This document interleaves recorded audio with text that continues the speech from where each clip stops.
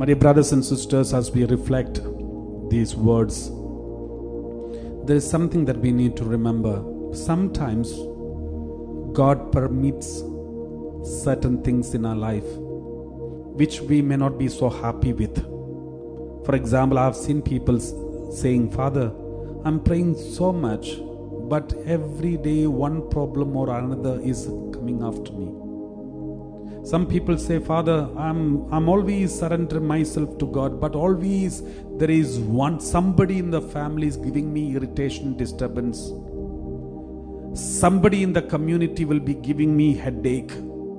Somebody in the society will be always gossiping, hurting me, wounding me. Why God is not removing all these unnecessary things from my life? Why God is not removing these evils or enemies from my life? I'm praying so much. I'm surrendering myself so much, and I'm consecrating myself and every day going to the church and praying so much, but nothing seems to be happening. God is not helping me. This is a very frequent comment that I have heard from many people. Let's listen to this word of God. That is Judges chapter 3 verse 1 onwards. You know, Israel, when God established the country Israel, God removed all the enemies except some of them.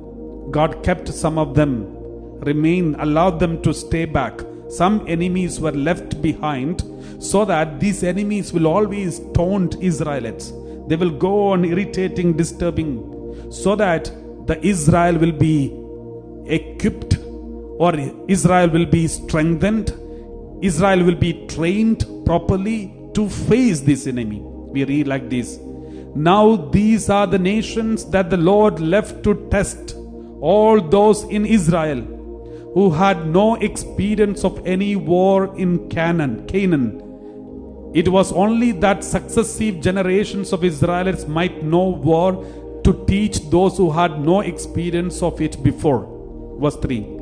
The 5 lords of Philistines and all the Canaanites and the Sidonians and the Hivites who lived on Mount Lebanon, from Mount Baal Hermon as far as Lebo Hamath, they were for the testing of Israel, to know whether Israel would obey the commandments of the Lord, which he commanded their ancestors by Moses. My dear brothers and sisters, this is what the word of God says. God kept some enemies to irritate them every time, so that the Israelites will be always ready to face the enemy, ready to face every temptation, ready for any war and any battle.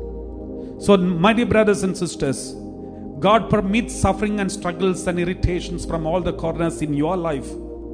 God may remove many problems, but he will allow some problems to be there, so that we will be always ready to face the temptation, ready for any battle, spiritual battle. That is our spiritual life will be like that.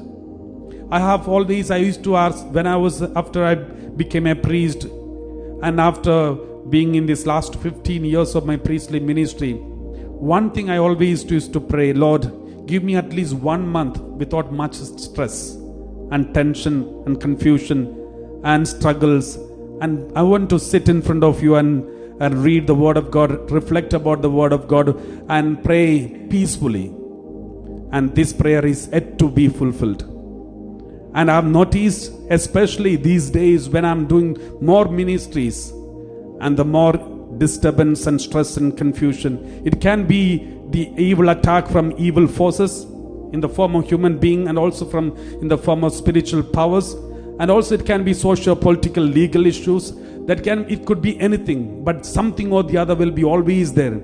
I always remember every time when I come to the blessed for the live streaming in front of the Blessed Sacrament, and most of the time, almost all the time, just after some disturbance or some kind of struggles I go through. But at the same time, when we stand in the presence of God, there is a deep secret peace and joy in the heart. In spite of all the struggles that we face physically, emotionally, intellectually, there is something spiritually we experience. That is what we call the joy. My dear brothers and sisters, why God permits this? I know the answer, but at the same time, I have also a prayer. Lord, give me some time. So this is something that we all need to go through and we all face in our daily life, because God is making us equipped, making us ready for any battle, anytime. And God is reminding us, this world is only temporary. There is a resting in peace. There is a time where we will rest. We will rest with Him. Though many people do not like this RIP, they always expect return if possible. But that is the moment, rest in peace, and that the Lord will give. Until then, we have to face these battles every day in our everyday life. Even Israel, all throughout their life, the Lord, though there is lots of promises to the Israel, but they never experienced that peace, the so-called peace of the world. But they experienced peace in their heart. Even though they were attacked by evil enemies all the time, they experienced peace and joy in their heart. That's why we have so many saints from Israel. And now, my dear brothers and sisters, let's examine our conscience and see, are we also facing such trials in our life? Don't worry. That is part of the new Israel, the part of our life. Through all these, if you are able to experience the joy in your spirit, that is enough. And that is why when St. Paul asked, God, if possible, let this thorn be taken away. Jesus said, my grace is sufficient for you.